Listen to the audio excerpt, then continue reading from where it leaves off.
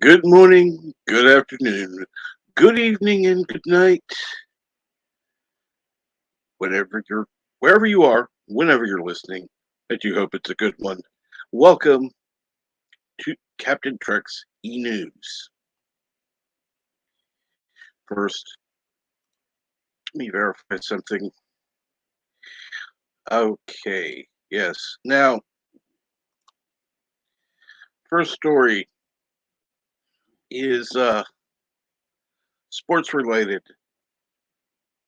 Djokovic free, but Australia deportation threat still looms. Melbourne, Australia, January 11th. Rutgers, Novak Djokovic on Tuesday warmed up for his bid to win a record 21st tennis major at next week's Australian Open, hitting practice shots at Melbourne Park. But he still faces the threat of deportation from the country. A week after he arrived in Australia, Djokovic finally reached the tennis court after a judge on Monday squashed the federal government decision to cancel his visa. But the world number one could be detained by the federal government for a second time and deported.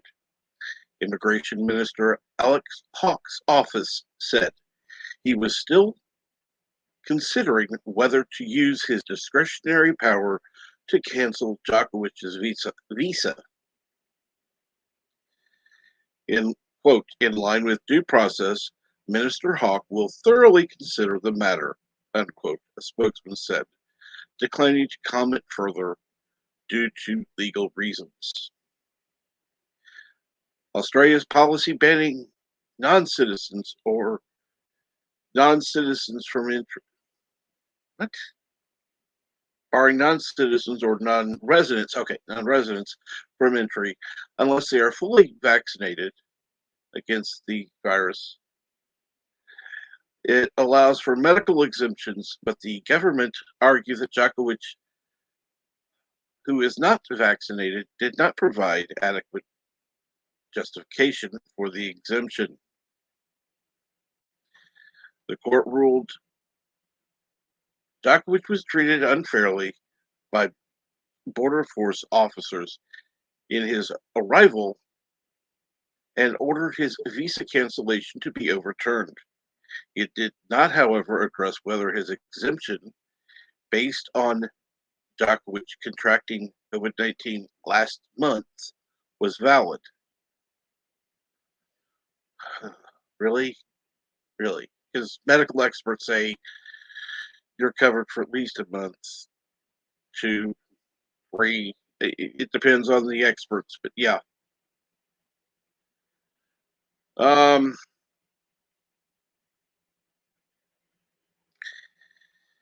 uh, okay, public opinion in Australia, which is battling an Omicron wave of infections, and more than 90% of adult population has been double shot, has been largely against the player. Really, really. Australia is that stupid. Okay, moving on.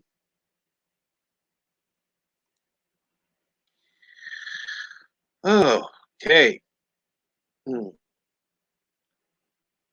Now this is from the end of December, so it is about a week old. According to this is Swiss can now choose their sex just by self declaration. According to new changes in Switzerland's civil code starting Saturday, and this was who was that?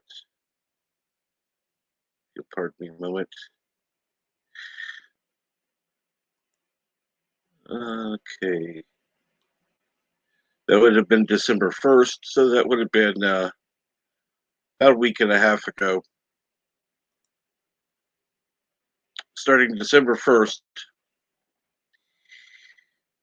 Swiss citizens as young as 16 can legally change both their gender and their name without needing to undergo hormone therapy or medical assessment.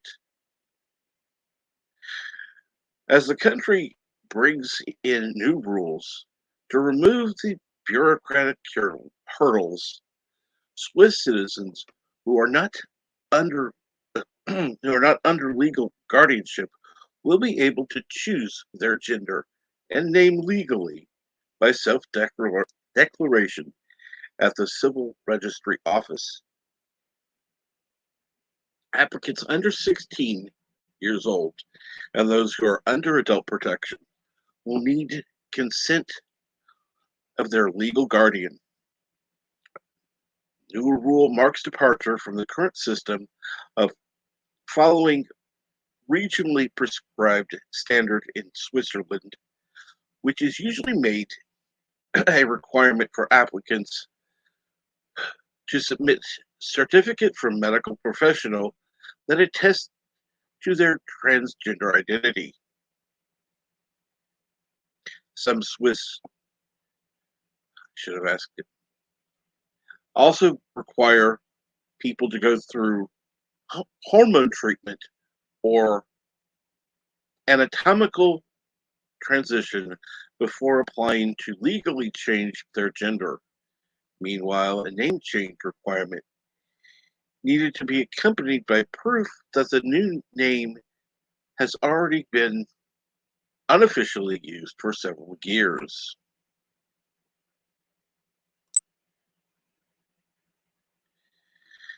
Let's see here.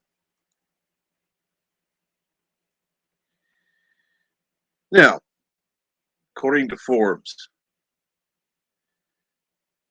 basically, if you're told you're gatekeeping because you actually like a show the way it was, yeah, point them to this article. January 5th, 2022. Fans aren't gatekeeping anything. They're just wary of would-be dictators trying to take over their hobbies.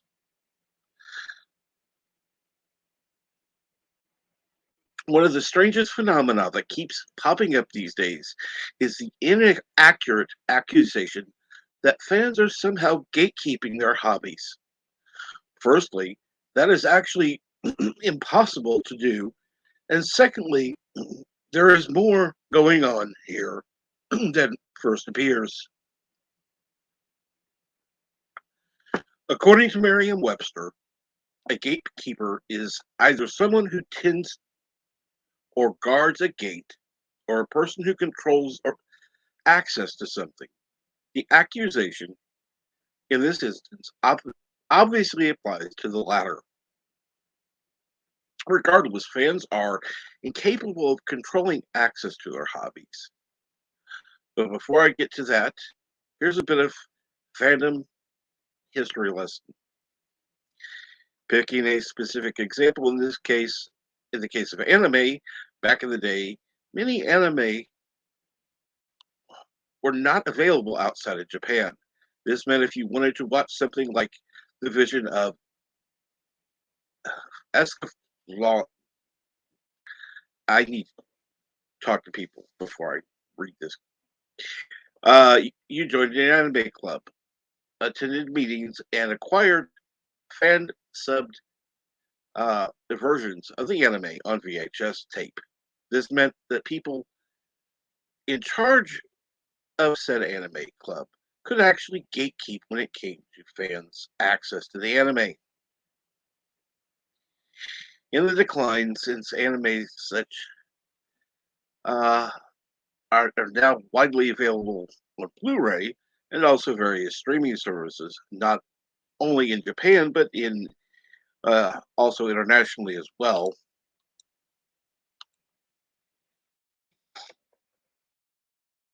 But simply, if you are a current anime fan, then there is no one gatekeeping you from acquiring various anime works and enjoying them as a hobby.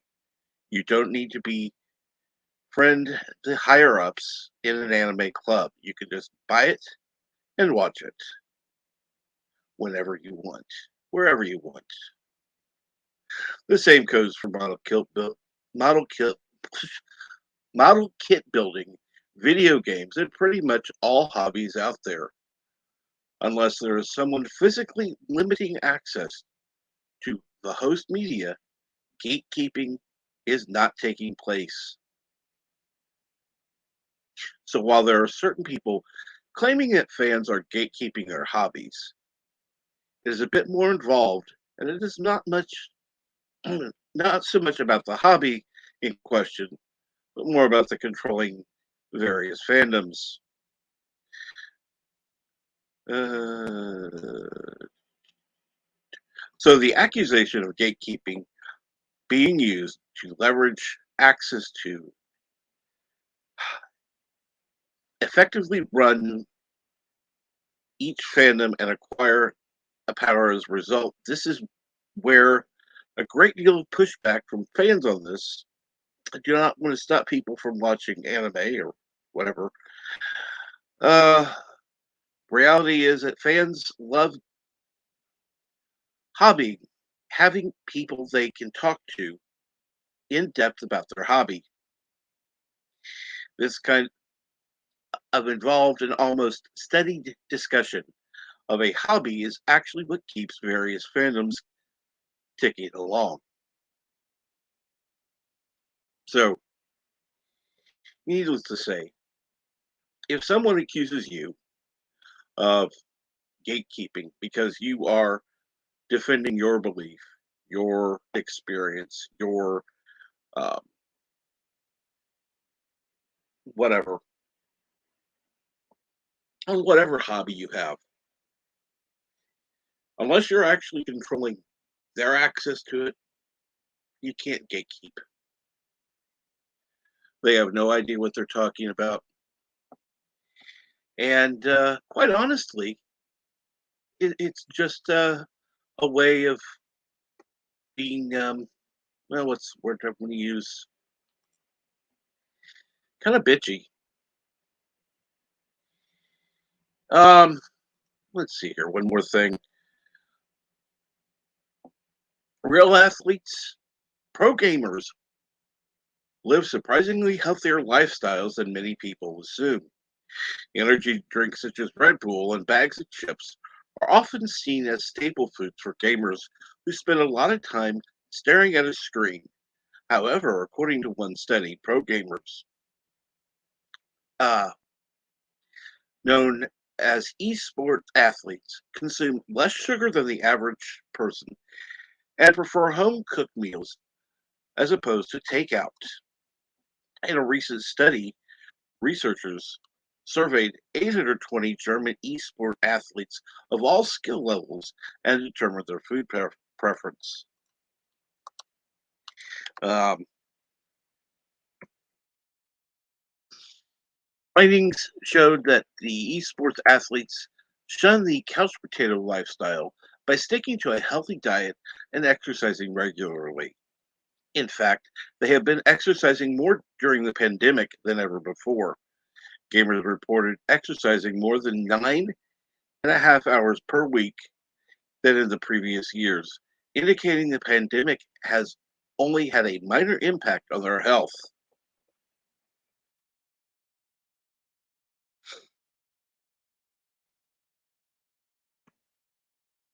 And with that, I'm going to check out the chat real quick.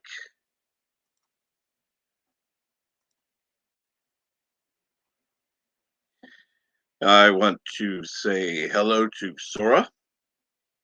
If I'm not mistaken, you are Japanese, so it would be a good good evening or good night, whatever. Uh, the Random Menace greetings for the future. Hello, hello, Joseph. How are you today, Mr. Echo? YouTube, Frost Glacier. Uh, Hello and good morning. I do want to thank everyone who's been in this chat, and I do want to thank everyone who's going to be watching on the replay.